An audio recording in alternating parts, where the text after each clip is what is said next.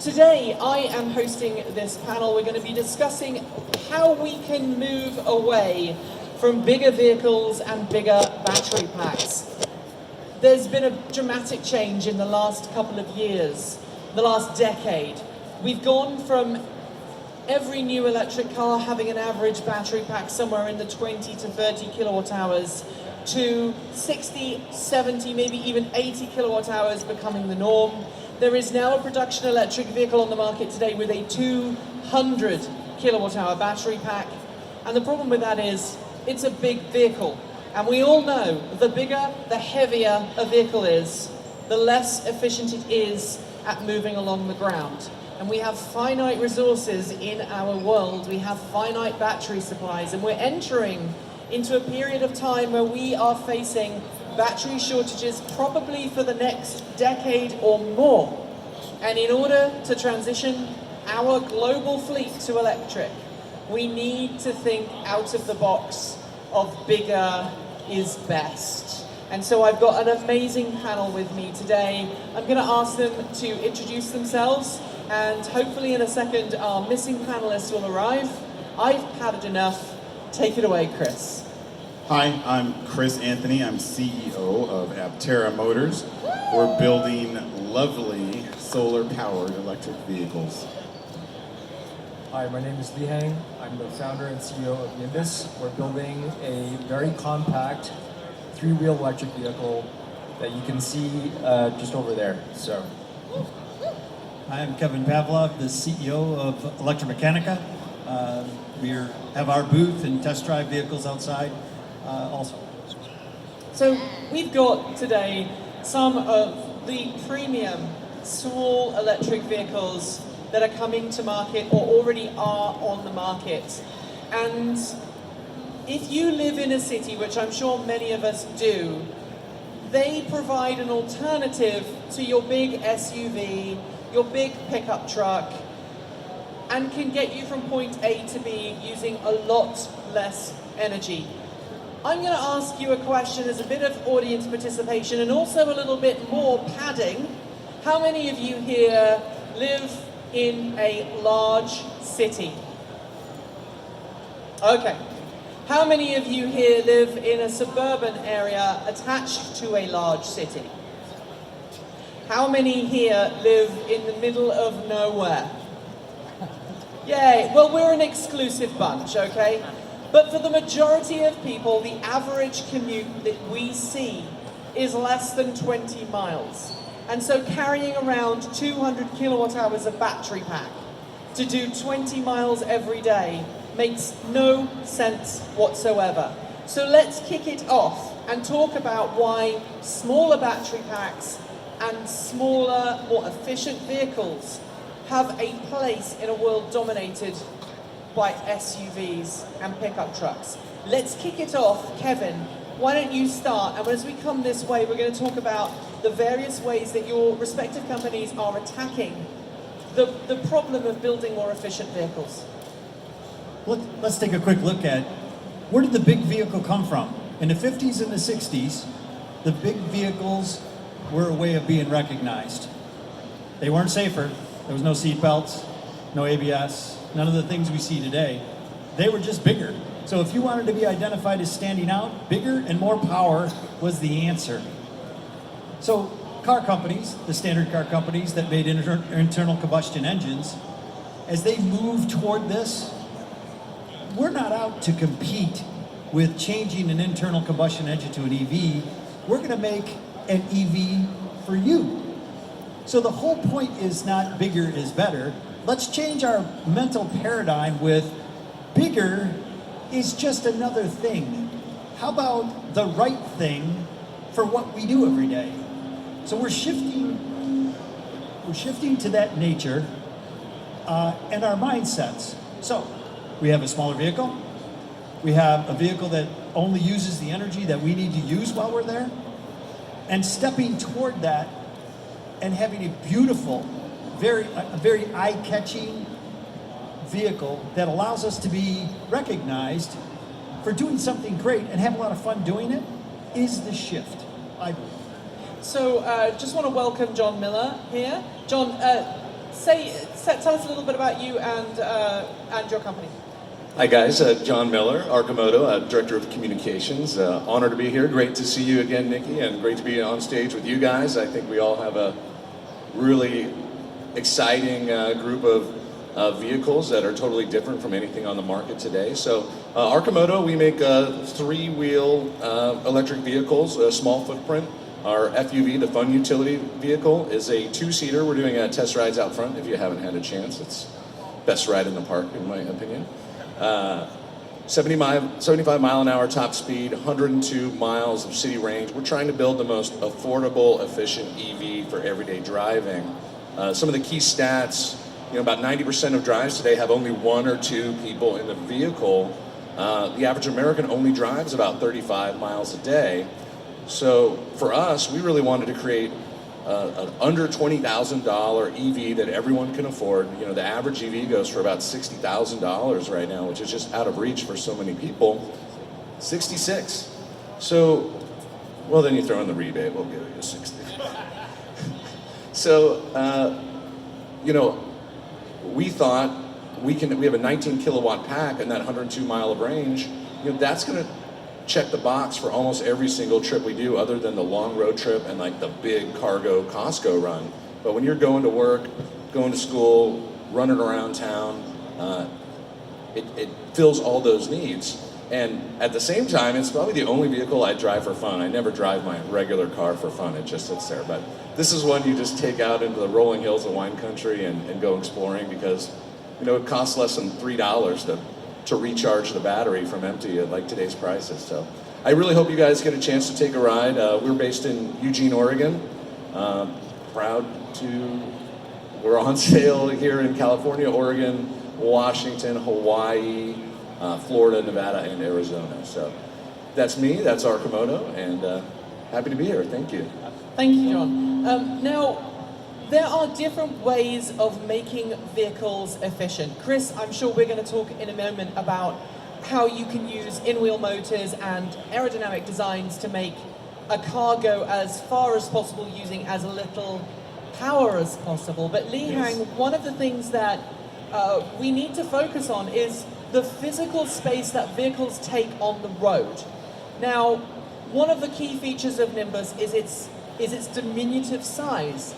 And while that means that you have a smaller vehicle that's easier to park, that's easier to get around in heavy traffic, it also has a really major impact on other motorists and congestion. So maybe you can tell us a little bit about that and how that fits into Nimbus philosophy. Yeah, so the Nimbus was designed for city use, where space is at a premium. And so we made the vehicle as compact as possible. And one of the ways we're able to achieve that is by tilting the vehicle.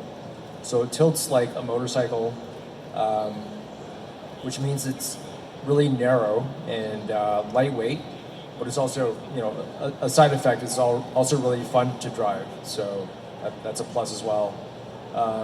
And as a result, our vehicle weighs around 350 kilograms, or was it 800 pounds or so. And so we can get 93 miles of range just on less than 9 kilowatt hours of battery. And that's pretty efficient. And the other nice thing about having less batteries is you can swap out the batteries by hand. It's light enough to do that. And that's beneficial for a lot of people living in cities where they don't have a place to park their vehicle and charge it. So the fact that you can take out the batteries by hand and bring it to your apartment or your house, that's a plus for a lot of people. So, yeah. It's very important to have a mixture of different sized vehicles and to have those vehicles operate in ways that can reduce congestion. But we're also seeing vehicle designs all become the same, and in a world of boxes, Aptera stands out because it is not a box, and it is designed to be a vehicle. It's the largest of all of the vehicles represented here on stage today, but it manages its efficiency, I think, are we still looking at like 10 miles per kilowatt hour as a target? And 10 miles per kilowatt hour. Just to put that in perspective, my big F-150 Lightning, which is over there, a Diratol, it can carry 2,000 pounds, it can drive a long way, but it can do that because it has a 131 kilowatt hour battery pack in it. It averages 2 miles per kilowatt hour. So Aptera is a vehicle that is 5 times more efficient. That means if we had people driving Apteras, some of the other vehicles represented on with similar efficiencies, we would actually not need as many power stations. So Chris, tell us about how you've reached that efficiency. Yeah, I think right sizing transportation is one way to end our big battery addiction that we have now. I think for Aptera, it's interesting. We've been working on this quite a while now, but to see the EV industry mature and now be moving to bigger and bigger EVs is not the way that I had hoped the industry would evolve. I had hoped the industry would evolve to have very diverse electric vehicles that are right-sized for the need, because electric powertrains are so versatile. You can make smaller vehicles, delivery vehicles, leaning vehicles, all possible through the flexibility of EV powertrains. But Aptera, we really started with the first principles of efficiency. Make the vehicle efficient. We found, aerodynamics is key, weight is key, efficient powertrain is key. And luckily, because we put all those pieces of the puzzle together, now we get to solar charge our electric vehicle. But you put the solar panels on our Aptera onto your F-150 pickup truck, and you get pretty abysmal charge range, maybe 6 miles a day versus our 40 miles a day. So I think we hope that we set an example, along with our other compatriots, for people to right-size transportation, but also to really focus on how their devices use energy. Aerodynamics is key. Weight is key. You have to be building with unique materials, lightweight materials. You have to be using powertrains that are really efficient. We like our in-wheel motors because there's no moving parts to get that power to the wheel. You don't take any losses through gears or universal joints or anything like that. So we hope that trend pushes the industry away from building bigger and bigger EVs that have 150, 200 kilowatt hour battery packs. Your Ford F-150 has a bigger battery. The battery pack in your Ford F-150 weighs more than all of our vehicles. So it's together at the same time, if truth be known. I'll have to chop that up. 7,000 pounds. So if I weigh about 7,000 pounds, I think I could probably you could probably have all your vehicles on one side of the scale, and the F-150 would still be heavier. But I think it really is keying in on how our vehicles are using energy and make the most of every electron that's coming out of that battery pack, and we'll start to reduce the size of those battery packs. It's just amazing how much effort goes into mining the materials, mining the aluminum, refining the copper to make these battery packs. So the more energy efficient we are, the less electrons we take out of battery packs. We can make them smaller and smaller. It's not just the energy you use per mile, it's also the amount of energy you use to create your transportation device. So all of us are making great transportation devices that use a significantly smaller portion of materials than the Fords and the bigger EVs out there. So I think that's a big part of the equation, is the material that goes into the device too. And I think one of the things that we need to acknowledge here is that every vehicle represented here is not being sold as a silver bullet that will solve all of the problems of our transit today, but rather a tool to help change our relationship with transportation, commuting, and urban transit. I think, John, that what we are seeing with Arcimoto is one of the smallest autonomous capable vehicles coming to market. Talk to us about how that can help make better use and more efficient travel possible. Sure. So we are working with a partner, Faction, based in San Francisco. Next week at the Micromobility Conference, they'll be showing off the D1, which is our Deliverator, which is the Arcimoto small form factor delivery vehicle. And theirs is autonomous. And it's really cool to see them. They take an Xbox controller and remote drive it right up onto the stage for the show. So that's still in the works, but I think what we're really targeting is, with Faction, is a sort of robo-valet program. And what it would look like is, you pull up your phone, you hit a button, you say how many people you have, how far you're going, and ideally the right tool for that job is going to come. If you're going all the way to, Mammoth, maybe a Model Y will come. But if you're doing what we mostly do every day, probably a small form factor vehicle like an Arcimoto can come pick you up. And what's cool about the Robo Valet is, so it'll autonomously arrive and you and a passenger get in, and then you actually get to drive it away yourself. The biggest cost in rideshare is the driver.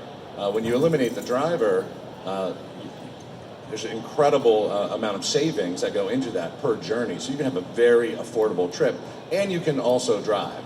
And that will sort of bridge the gap between full autonomous, where you're just kicking back and watching something, because you're still going to drive it.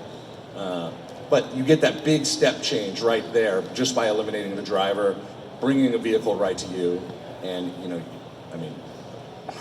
I don't know what the pricing will be, but it will be very affordable compared to, say, an Uber. So I have another question here for Li Hang. One of the other things that we forget when we're talking about efficiency for vehicles is it's not just about how much energy in terms of kilowatt hours per mile or kilometers per 100 kilowatt hours that we use. It's also about how efficient that vehicle is in its movement. One of the biggest killers of efficiency in vehicles is slowing down and taking corners. And that's something, obviously, that Nimbus has tackled in its leaning design.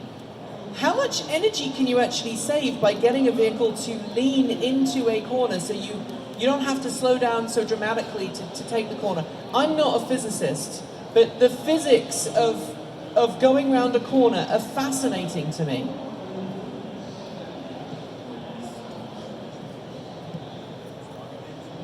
Sorry. Oh, okay. There is an efficiency when you lean around a corner and you instead of turning the wheels, you're leaning to turn. So there is some improvement in efficiency there. But I think for us, most of the efficiency comes from the fact that the leaning allows the vehicle to be more narrow, and as a result, you're using less materials for the vehicle, and it's lighter.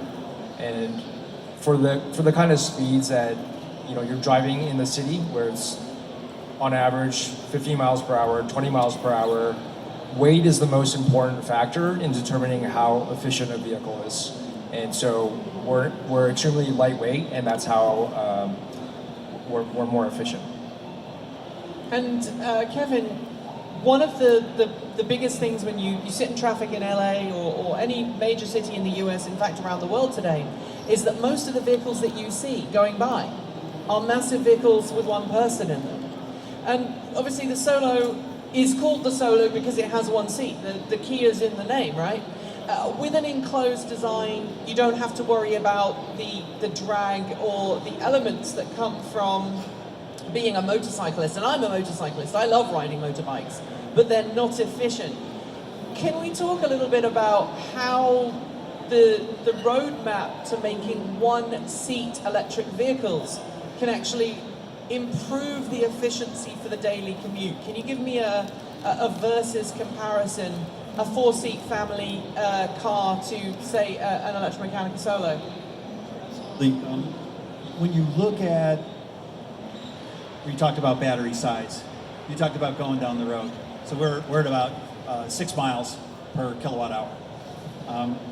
When you remove all the other seats, the things that you don't use, you're 75% of the time you're driving, you take all the other things out. You don't have to heat them, you don't have to cool them, you don't have to do any of the other things that all the other vehicles that are carrying that, it goes away. When you have a smaller battery, batteries are very heavy, we just mentioned that. Minimal battery means minimal weight, which means you don't need to carry as big a powertrain. So we've been right-sizing everything on these vehicles.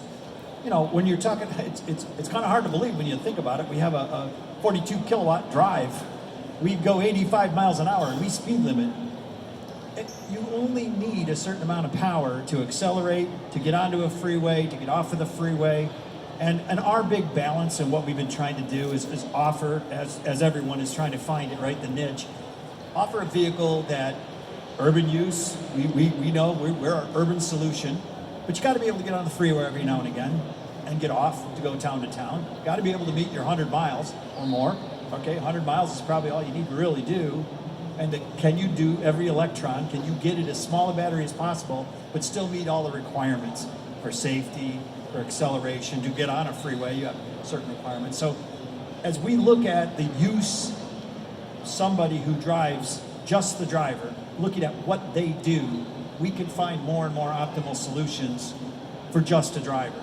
So by removing all the other seats and other elements, now you can put them back in, don't get me wrong.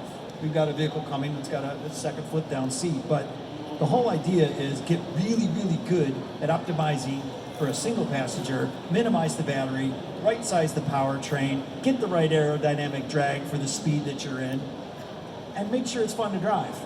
Because you don't have to take style and beauty away. I mean, look at, everyone's got great looking vehicles, right? So you can get that personalization and have it be light and very fun and useful. And talking about what you just said, Kevin, Chris, one thing that you said to me a long time ago when we were talking about the battery pack design for Aptera is that because you have an efficient vehicle, the demand on the battery is so much less than it would be for a big vehicle.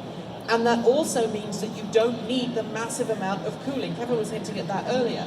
Sandy Munro, I don't know if anybody saw Sandy Munro's early teardown of the Mustang Mach-E, when they take out the front, and he is very angry, in a polite way, about the fact that there's all these extra pipes and cooling systems, and it's primarily to keep the battery pack and the motors cool. Because you design an efficient vehicle, you then don't put so much strain on the batteries. That improves the battery life, right, Chris? Yeah, right-sizing transportation or building for efficiency means you can have a smaller powertrain. It means that powertrain's creating less heat. You get a lot of heat from your powertrain. We have a very efficient HVAC system, so it means that HVAC system is making a lot less heat. Smaller vehicles don't have as big a cabin, so the air conditioning heat has to go somewhere. We've leaned our vehicle down so much that we don't even have a blow-through radiator on the Aptera. We actually use the skin of the Aptera, the belly pan of the Aptera, to cool all the systems in the vehicle.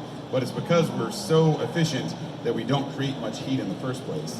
And the batteries, we do have a heating and cooling system for the batteries, but it takes very little energy to do that. So I think the more that these other companies can focus on efficiency, the more they will be able to reduce materials, reduce complexity, and make their vehicles more acceptable because you can lower the cost. The great thing about having an efficient vehicle with a smaller battery pack is we can have much less expensive offerings. Our battery pack costs a fifth of the battery pack on an F-150 pickup truck, but we go the same distance. So when we price out our vehicles, I think people recognize, like, gosh, that's a deal. That's a $25,000 vehicle that can give me 250 miles range and give me a 100-mile range. This is an amazing offering. I maybe need a bigger vehicle for the weekends or for soccer practice, which is fun, taking the kids around the soccer practice. But on a regular commute, just having one person or two people, using the right size of transportation is going to make the world a better place over time. Absolutely. We're going to open up the floor for questions. Can we do that in the back there? I think we can. Yep, we're getting thumbs up. We're going to have a few minutes for questions in a second, but I want to close out, gents, by asking you the one final question. When we have big vehicles with big battery packs, we need to recharge them quickly on the road. That means we need massive, powerful superchargers and hyper mega chargers, or I can't remember Electrify America's latest naming convention. But we need big infrastructure to charge big vehicles. Every one of the vehicles here today can charge incredibly quickly, not because they have massive charging, high power charging capabilities, but because they are so efficient. Let's talk one sentence each about the impact that that will have on the electrical grid. We're fighting the battle for Tesla superchargers for all, so that's a unique scenario, but the more efficient the vehicle, the quicker it's going to charge, the easier it is to go on longer road trips. So focus on efficiency, focus on right sizing, and you can charge in 20 minutes instead of 3 hours. Yeah, I agree. Focus on efficiency, being lightweight. Yep.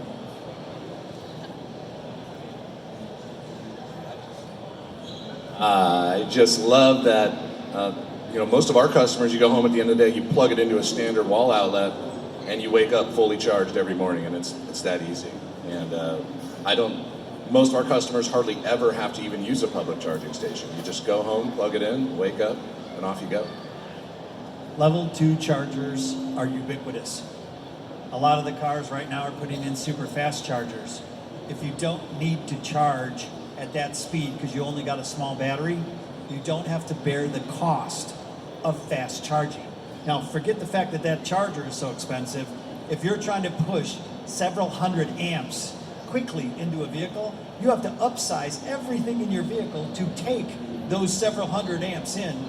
So now you're carrying around something that if you really didn't need to go that fast because your battery's not that big, why would you do it? Literally in 2 hours if you're fully charged. You sit down on a super fast charger or a level 2 charger, and in a half hour, go eat lunch, go spend an hour at lunch, you literally have enough to drive another 3/4 of a day. So that's my point. Fantastic. Thanks very much to the panel. Let's open it up to the floor. I think we've probably got time for maybe 4 or 5 questions. So if someone's at the mic, take it away.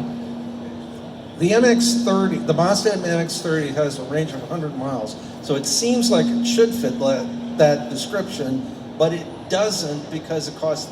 Is the problem that it costs $3,000, or, I mean, your channel gave it a bad review. Is it because it's so expensive for the range, or is it just bad?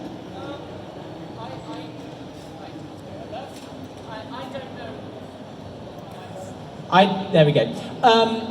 The MX-30 was a special case, right? It's a compliance car. It was built very, very quickly. It was built with an older battery pack in terms of capacity. And what the problem is the cost, right? For what you're getting, it's not priced right. And I think this is something we've talked about here with the panel. Pricing a vehicle right is key. I don't know if you have any thoughts to add. Yeah, if you can focus on efficiency, then you can also lower the bill of materials. The most expensive thing in all of our vehicles is the battery pack. So the more you treat those electrons as precious, the smaller you can make that battery pack. And we've seen these big vehicles. I don't know what it would cost to replace your battery pack in your Ford, but it's not going to be cheap. $30,000, $40,000 for a battery pack versus $2,000 to $5,000 for our battery packs. So it's a much different world when you really focus on using electronics as precious. So if the Mazda was discounted to be, say, $15,000, would it be better, or it's still bad? I mean, yes. Right, you have to right price the vehicle, and that vehicle was not right priced. Let's push towards to the next question. So you have time for another 4 questions. So I know that there's a lot of back and forth between ternary battery chemistry, which has a higher density, and lithium iron phosphate, which has more cycles. With the energy efficiency you're able to gain from your smaller vehicles and your, all the efficiencies inherent in it, do you then look at this choice between the cells of this enables us to get like an LFP chemistry, or do you go for the ternary cells that could let you get even denser and more efficient? Yeah, so you did say the LFP is an energy battery and NMC is a power battery. So if you need ludicrous mode, you got to get to the power battery. The lithium iron phosphate is a much less expensive solution, and if you really can figure out how to be really efficient with your energy, you can go to LFP. It can be the low-cost answer when you introduce a car. Our first introductions, we pick a chemistry that fits what we have, and we will introduce different chemistries, I'm sure, later, and it will be part of how the vehicles get configured. But if you got to have a lot of power, If your powertrain needs a lot of power, you're probably going to go expensive power. If you don't, and you can squeeze out a lot of energy, then we go with the lithium iron phosphate. But you make a great point. Cycle life is higher in lithium iron phosphate. Cycle life is lower in NMC. So if you're buying a vehicle for the power, you get less time out of it. It's like anything. Race cars don't last a long time. A lot of power, you rebuild them after every race, right? A road car that you want longevity on is a different story. It's kind of like right-sizing your transportation too. Battery technologies fit different needs.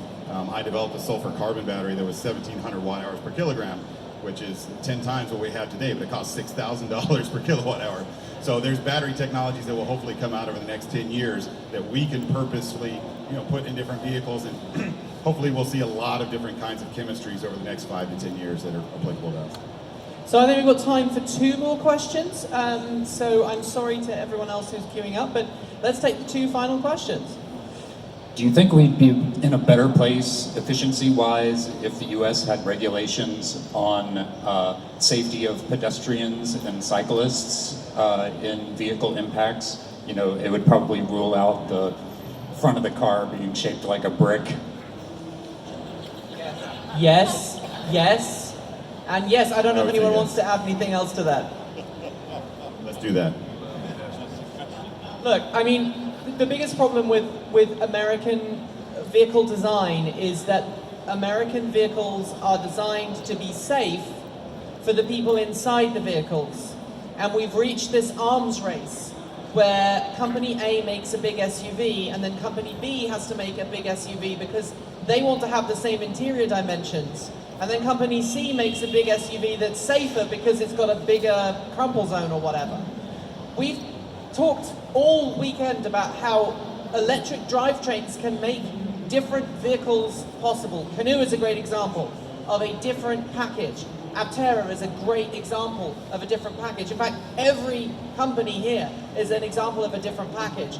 And until we start working and talking to our Congress critters about the needs to stop making vehicles look like they're going to go on a safari and mow down cows, we are going to be playing this game for a long time. Final question. So PEVs have a big part to play in the whole electric transition and efficiency transition, but public transportation plays a huge part of that. Do you find that any of your technologies can meet that kind of economies of scale and design where you make an Aptera that's the size of a bus or something? Do you find that anything can translate to those larger sizes to make more efficient public transportation as a whole? Oh, I take that as a question just to Aptera, but I think anything can be made more aerodynamic, lighter weight, more efficient, possibly solar powered. But I would say for public transportation, I think we've all talked about it, making transportation shareable and easy to access is really a goal for all of us. Having apps that you could reserve any of our vehicles when not in use to use for other purposes makes mobility more flexible, and everything from scooters all the way up to buses should be readily available to get people around. It'll make the world a more efficient place, and I think we all play a part. I think there's another piece to this, and it's an energy story. Let me, really quick. The whole idea about carrying stored energy in a vehicle so you can use it, that's one thing. There's a whole bunch of hybrids that are out there. If you put a hydrogen fuel cell on the vehicle, if you have great solar panels like Aptera to feed different times, it allows you more things. There are some technologies that are coming up where energy is in the form of an aluminum disc. There are energies that are going to be put in the vehicle for range extensions that just haven't been touched yet, and they will fold into the next generations, and all of this will go away. I mean, it will really be different. We tell the story about range anxiety, right? You start using a vehicle, and after about 2 weeks, your range anxiety is gone because that's how you use your electric vehicle. And what happens is range anxiety falls the other way, because after 2 weeks of every morning getting in your car with a full charge, you get into a gasoline vehicle, and it's got a quarter of a tank, and you start getting scared. How far can I go? Where's that next gas station? So there's a bit of a shift in range anxiety that's coming. We have 200 vehicles in the market, all right? I'm telling you right now, we'll keep selling, and we see it and hear it. And the customers that have been in a vehicle literally for more than 2 weeks are telling us these stories. So if you own one, you probably are experiencing the same thing.